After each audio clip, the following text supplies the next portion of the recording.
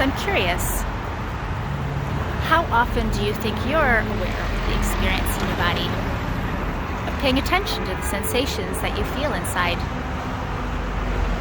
Maybe you're wondering, why would I want to spend time paying attention to my body when there's all this other stuff to pay attention to? Or maybe you think, yeah, that could probably be helpful, but I don't have the time and energy to do more and spend more in my already full and busy life.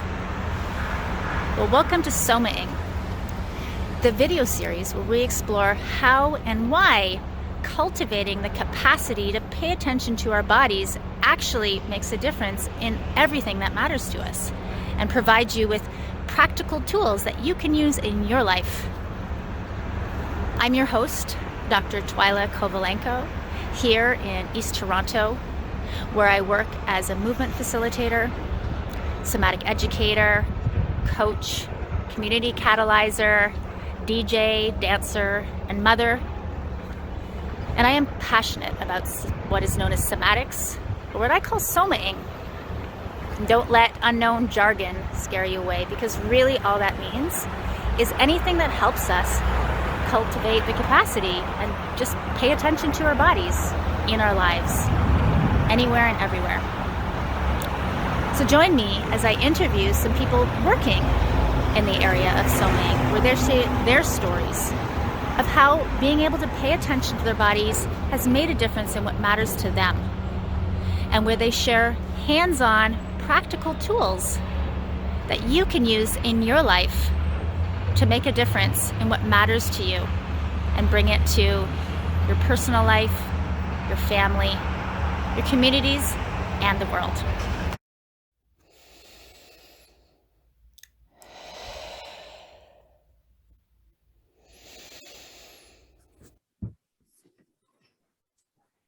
So I'm really excited about this episode of our Soma'ing series. Today I get to have an interview with Tanya Kowalenko, who is one of my favorite people in the world. Tanya is my sister, and someone I feel really, really blessed to have as a sister. She's one of the most caring, sensitive, compassionate, giving people I know. So Tanya works out of Peterborough, Ontario as a registered psychotherapist. And so what's exciting for me today to have an interview with you, Tanya, I know you as a sister, as an aunt, as a partner, as a daughter, as a friend. I don't really know you as a psychotherapist as much. I know there's like those boundaries that can be all, they're not so cut and dry. And so this is exciting for me, not only to get to share your sensitivity and wisdom and experience with those watching and listening, but also for me to get to learn things about you in a new way, as someone who's done a lot of somatic work and who's had a lot of experience as a therapist. Yeah, so I'm excited. Welcome. Thank you. Is there anything else you want to say to share the audience about yourself? Yeah, I mean, I'm a psychotherapist, and I guess the real kind of like basis of my work is including the body. So yeah, I mean, I use my body to attune to my clients to see what's going on. I attune to their bodies. So yeah, somatic work and including the body is a big part of my work. And just to say, I think, I think we think a lot, right, in our society. And so just including the body with that, like finding some integration, because the body has so much information and so much wisdom that I think is a lot more honest often than our brains. Yeah. Yeah. Yeah. I love what you're saying about integration. Feels like a particularly salient theme for me these last couple days. Mm. Mm. Well, awesome.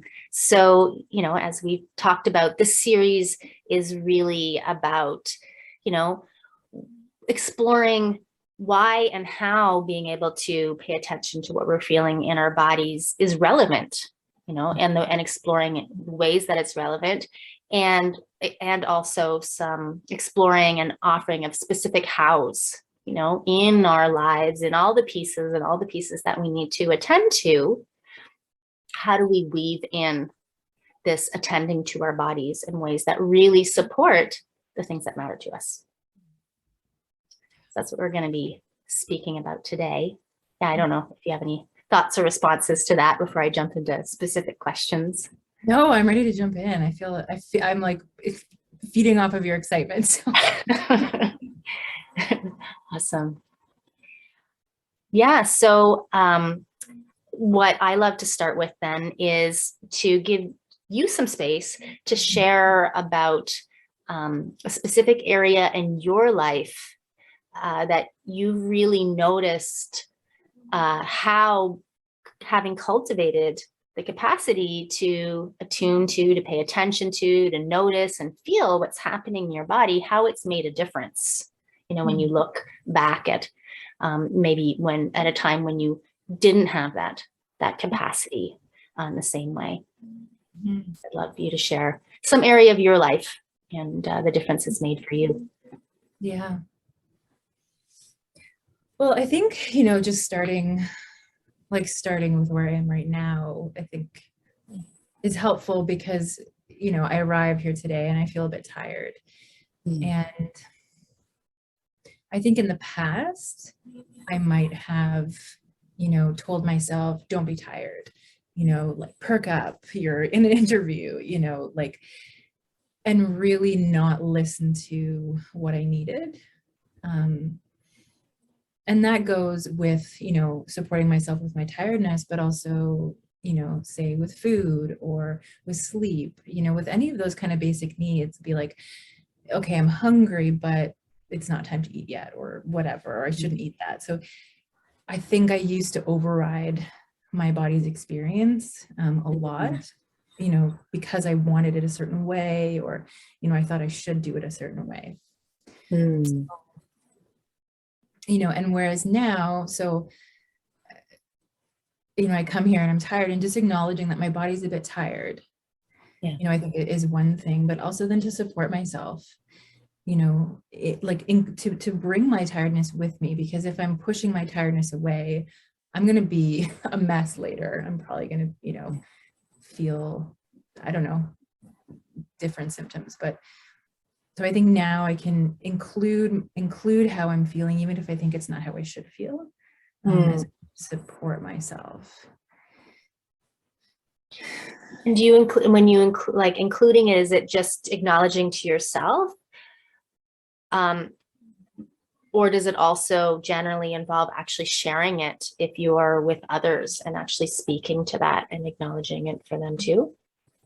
It depends. It depends on the situation with you. Yes, I'll acknowledge it, but I think, I have this memory that really stands out for me, and I'll just share it, that, when I was studying at the Gestalt Institute of Toronto, I was kind of feeling a little bit like under the weather, just a little bit tired. And I told my teacher, I said, I don't know if I can come today. I'm just feeling kind of low energy. And she goes, why don't you come with your low energy? Instead of having to show up in a certain way, be a certain way, I was able to be more authentic. And I think, just then there's a lot more freedom and vitality just in terms of being able to show up how I am. So I don't know if I'll necessarily share that. It just depends, I guess, on the situation. But I think acknowledging it for myself, and that it's okay. Like, it's okay to bring my sadness or my tiredness or however it is, right? And I'm hearing that it really made a difference when the space itself allowed for that. I think there's so many spaces in our lives or roles that we have, that have such expectations and norms of how we should show up. And, one thing I've been really noticing and also bringing to awareness is, now that we spend so much time virtually over Zoom, there are these unconscious norms that we've accepted about how we show up, with our faces on the screen in a certain way.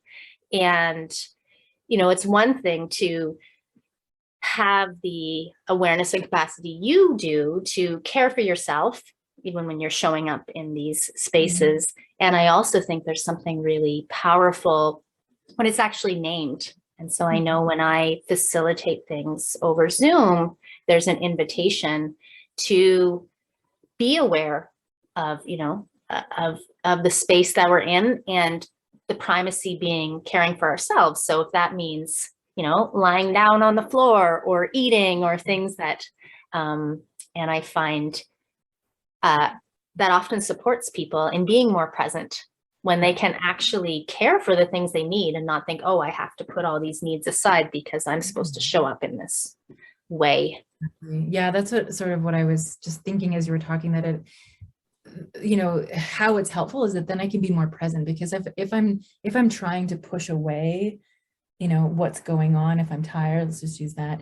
It takes a lot of energy actually to push that away. And a lot of my energy is held up in trying to push that away. And then I'm not really able to be as present because part of my energy is over here.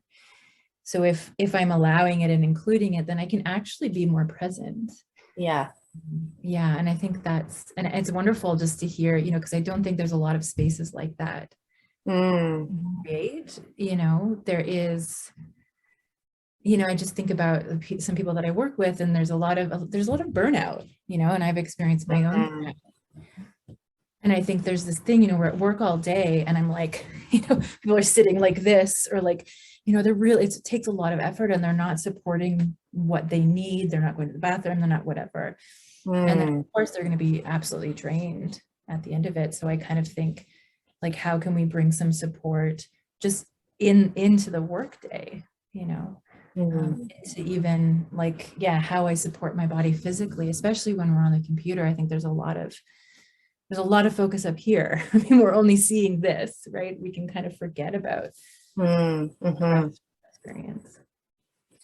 Yeah, it's reminding me of some coaching sessions I was providing the last couple of days, over a virtual means, and thinking about, how much of our energy is focused forward. And that, can lead to an imbalance when we lose awareness of what's behind and to the side. All the attention is forward, whereas, at least when we're in the same physical space as another person, there's, I think, a little bit more capacity to attune to the space around us a little bit more, as opposed to just directly in front of us. And I'm noticing, because we're on video together, like how I've even just naming that, I'm noticing, oh yeah, I'm really focused forward. And as soon as I say that and notice that, I start to feel the space behind me, feel my spine, the side, just kind of feel the balance of being in my space and being, virtually with you as well. Yeah. And I guess I'm curious, just because you're doing it, what's the impact of doing that for you?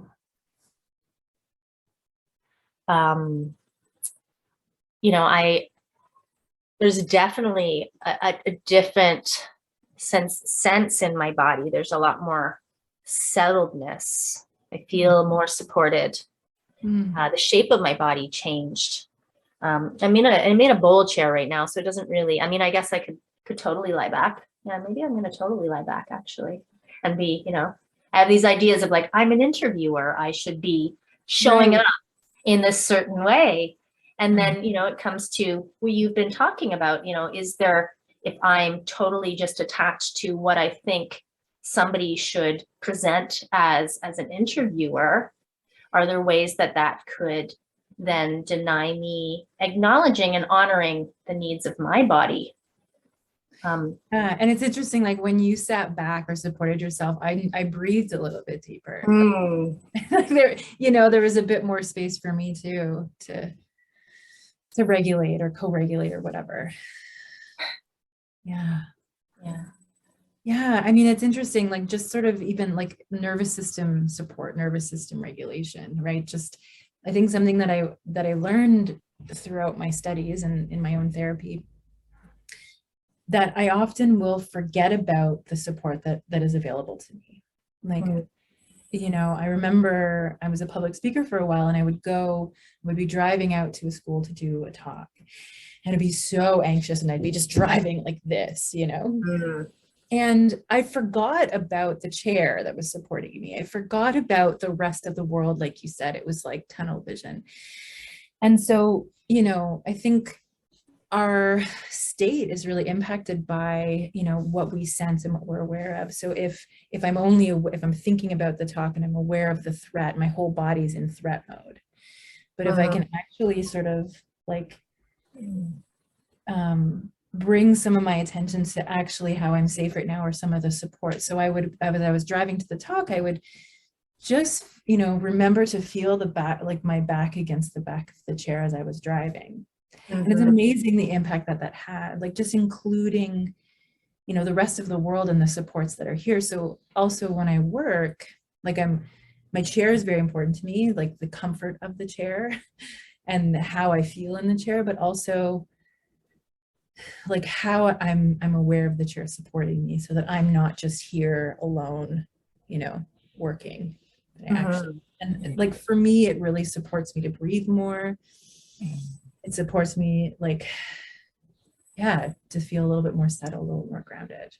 And I'm curious. So, for example, this example you're giving about, driving to a talk, and I imagine maybe preparing yourself and being focused and being hyper focused only on the preparation pulled you out of any sensorial awareness of your body and space. And then I hear you, recognized that how you hadn't been attending to that and tuning into the sensation of the seat, allowing yourself to settle into it.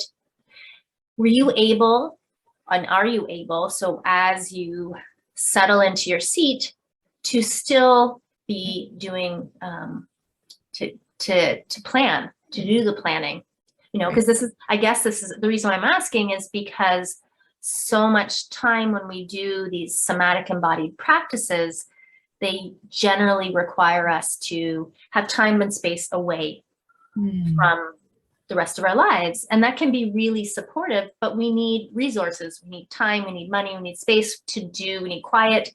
And what I really love and what I'm passionate about is finding the ways of feeling that in our day-to-day, to bridge that, so that, you're not spending all your time just noticing your seat and nothing else, that you still are planning your talk and delivering. Well, I guess maybe share. Now I'll let you share what your experience when you're able to do that and the impact on then your talk. Well, I think, it's interesting because it's like, okay, if we're all in our heads, that's not the healthiest. We need to bring in some awareness of our body. But if we're just in our body, that's also not so good. Like we need both. So yeah, like as I'm talking to you, as you were having that question, I'm aware of the seat behind my back, and I'm also aware of you, and I'm aware of my thoughts.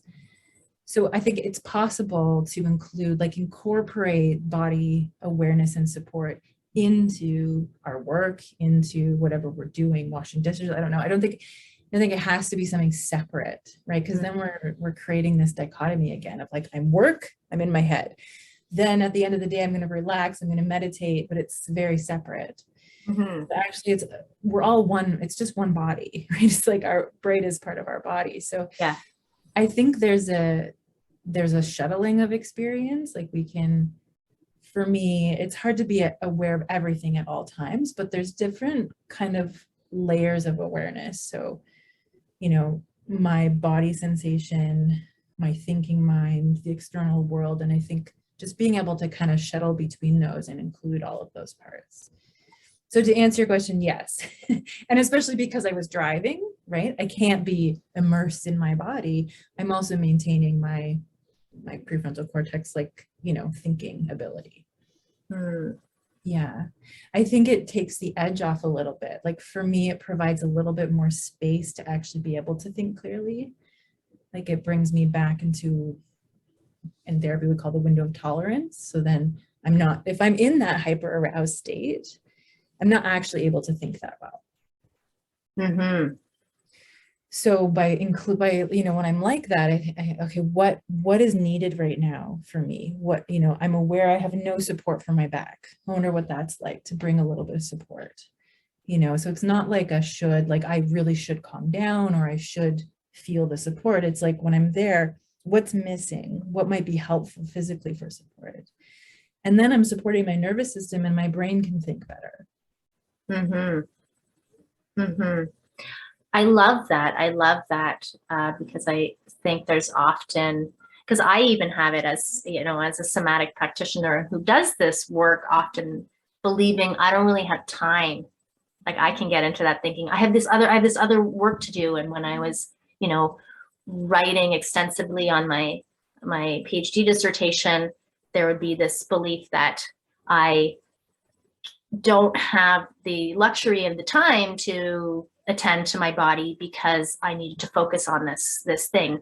And I learned through that process that, when I was stressed about it and in the should, that I should be doing this, I moved so much more slowly and it took me so much more long. So I actually had less time. Mm-hmm. And when I recognized, like how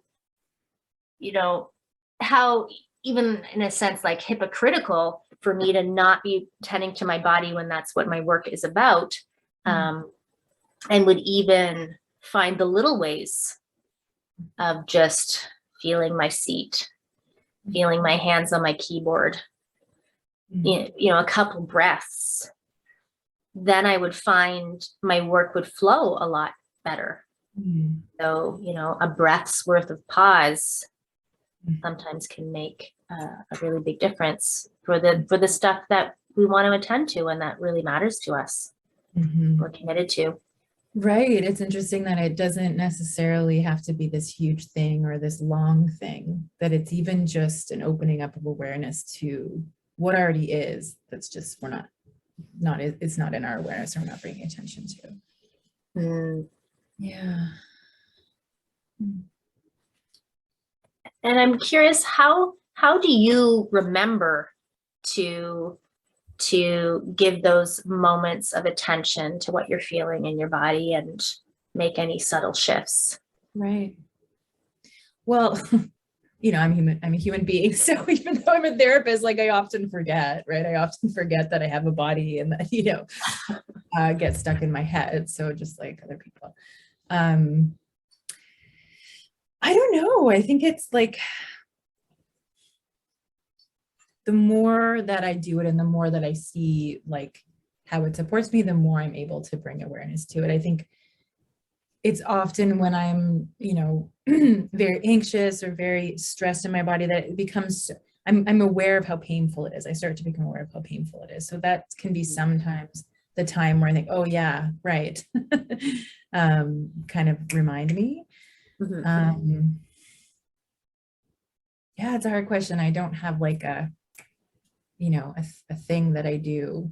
I think it just comes with practice of bringing awareness to our bodies.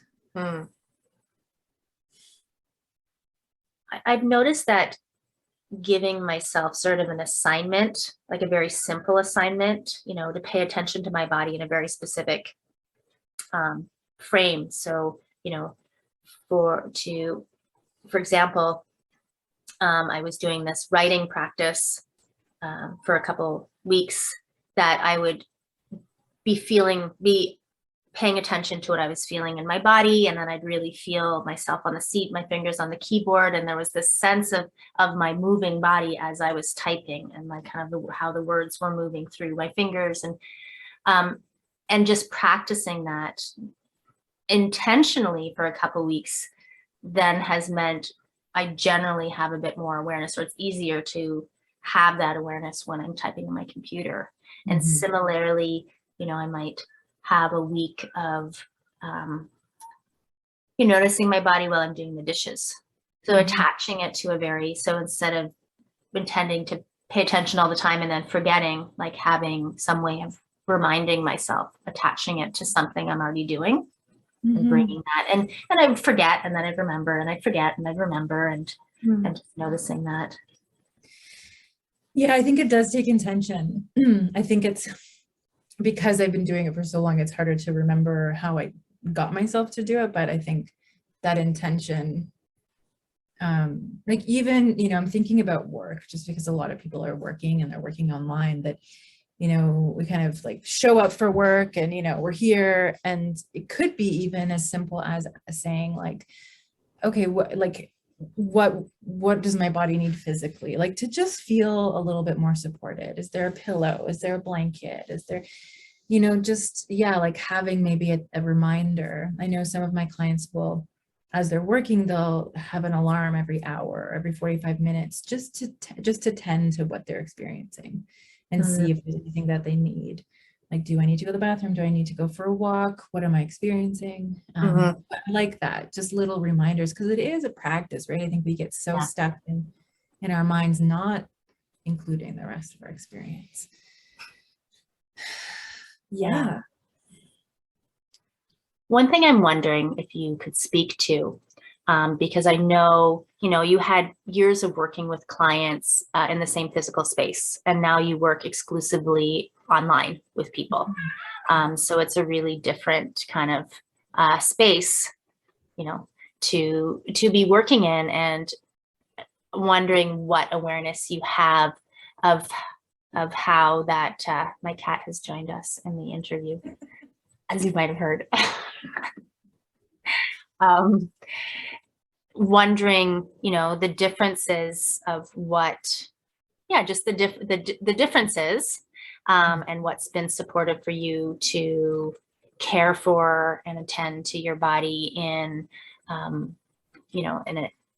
working in this very different way that many of us, and I'm asking because so many of us, are interfacing with people through a screen. I think it's a really good question, a thing to think about, because, I've explored a lot for myself, because I've had, I'm working virtually, but I was also seeing some people in person, and just the difference in terms of how aware I am of my whole body. So I think like it's easy to forget that we have legs, I think. Right? It's like, oh, I have legs. There's a floor beneath me, right? So I think first acknowledging that it actually might take a bit of time to find our bodies. When I'm working with clients, I give myself some time to really find myself with them, like, find my body. But I think what you were saying earlier about remembering that there's a world outside of this, I think is something that I've been really practicing, instead of focusing at the screen, because when we're looking at the screen, we're not actually looking at somebody's eyes, we're looking at a screen. And the screen, it's very tiring for the eyes. So, and I find that I'll look at the screen and my eyes, I'm not like blinking, I'm just staring. And if I think about that just from like a nervous system perspective, so I won't get into polyvagal theory, but just like you can touch on it if you okay, well, our brain is always, first of all, our body's always picking up cues from the environment, and that information travels to our brain, and then our brain says, okay, is this threatening or not? And 80% of that information goes from our body to our brain, not from our brain to our body. The messages of safety or the messages of threat. So if I'm sitting here and I'm sort of in a threat position, I'm not supporting myself, I'm sort of sitting like this, I'm staring at a computer, that information is sort of going to my brain saying that there's a threat, there's something to be on guard about, kind of going into that sympathetic arousal state. And so I found I was getting very activated, like my nervous system, I was feeling more of that fight or flight, anxiety, and And something as simple as, and I learned this, to look away from the screen and to adjust my eyes, sort of like different depth perception. So I actually made a series of fake windows that have horizon lines to like an ocean. And that reminds me to actually soften my gaze a little bit and increase my depth perception.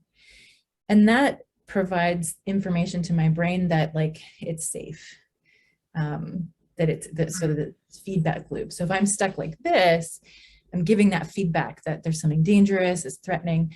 The softening of my eyes is almost an immediate support for my nervous system. So, I mean, it's a practice for me. I made these paintings so that I remind myself to look away from the screen and actually adjust my eye gaze to a longer vision.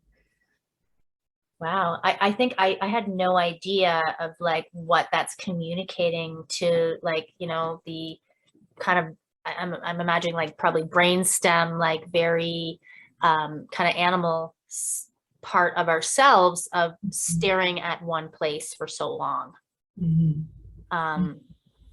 we're engaging with our physical environment, we generally aren't fixated on a single point quite as much. I mean, we might be focused on a task, but our eyes, I think, even move more when it's a three-dimensional thing that we're engaging with, as opposed to this two-dimensional non-moving screen. Yeah. And I think there's something too, you can also, like, there's different things you can experiment with. Like that was an experiment with, is this going to support me or not? And we can try lots of different things. Another thing that I do is I'll look behind you, and that sort of gives me a 3D quality as opposed to the flat screen. And then my eyes adjust as well, just that softening. So the cat is licking my feet. So this is why I'm suddenly smiling. I had this funny, it was interesting when you said that you forget you have legs. And it's so interesting because, like we generally don't see the legs of the other person or our own legs on our screens, So I don't know. I mean, I trust you have legs because many people have like a similar shaped physical body with two legs. And I've met you in person, so I know you do. Yeah. Well, I'm definitely noticing my feet more now because I have scratchy cat tongue against my toes. Yeah. That's, other things too. Like I like to have a pillow that I can lean on, or just different ways to like, or something to play with in my hands to remind myself that I have a body. Yeah, but I think it's challenging. It's a challenging thing, with the virtual space. But I think, like you said, just such a simple thing of actually looking around for a moment, just seeing what the impact is. Yeah. And I'm noticing even since last night of my intention to just be aware of space behind me. So I'm still focused on you and listening to you and looking at you. And I have an awareness, and there's space behind me. Yeah. And I don't have to do anything. I'm not paying a large amount of my attention to it. It's just, I then have more of a 3D quality in my own experience. There's space behind me, along with this space in front of me. Yeah. I feel like we could talk for a long time about this. We do. And I think I wanted to hear about your experiences and then ask you for, any tips you would have. And I've noticed they've been all intermingled. There's been a lot of really great, simple ideas of how to attend to cultivate it and reinforcing this idea of practice. We're always attending to something. We're always paying attention to something. And we've practiced those. They're habits. We've had, and so to cultivate and so to attend to something else that's not the habits we've cultivated does create, we do need to make it a habit. it's a practice. It's not a one-time thing. And just even the little ways that we do it make a difference. Any sort of practice, say we're not very active and we begin a practice of going for a 5-minute walk every day, makes a difference. So any little practices or ways that we can do that. I love that you've made some paintings. I haven't done this, but then ideas started popping up for me. I'm like, oh, what if I put a sticky on my screen that said breathe or seat or, and you mentioned, one of your clients puts reminders in their phone. Yeah. And I just thought I want to say something, because sometimes it's very hard actually to pay attention to the body. I just want to acknowledge that, and what you were saying about what we attend to, right? We get stuck in these kind of patterns of attending to certain things. And I think especially if we've had trauma, if we've had, I'll just say, trauma, that often, that trauma lives in the body. So then attending to the body can bring up can be scary, right? To focus on, for the fear of feeling that again. So I think, if that is the case for people, because I know it's the case for a lot of people, that learning to actually attend to what feels comfortable, what feels good, is a really helpful practice, because when we're so afraid of the body, we tend to only focus on pain and danger and discomfort and threat, because the traumatized mind, it's like we're focused on that. So even to be able to focus on what feels good, like what feels comfortable, what feels, is it a blanket? Just even learning that to be in your body doesn't have to be, feeling all of that stuff, that we can actually find places of safety. And that often, in the work that I do with people with the body is a place that we start, like, where do you feel at least not painful or not uncomfortable or not scared of, like what feels neutral. But then also looking at, let's focus on, bringing a lot of comfort. Is it sitting in the sun? Is it, I think that's so important right now, just, during the pandemic, to find places that feel comfortable, that feel warm, that feel safe, that feel supported. Yeah. Well, that's making me want to speak specifically now, to asking you to share your information, because it's wonderful when we can do these things ourselves, and especially when there's experiences of trauma, but and even not, there's something so supportive about someone else holding that space and someone else guiding us to pay attention to those things. And I'd love for you to share, if someone was interested in working with you, of getting this opportunity to someone to hold space, to help them cultivate more capacity in their bodies and more sense of safety, more sense of comfort. Okay, maybe I'm speaking too much.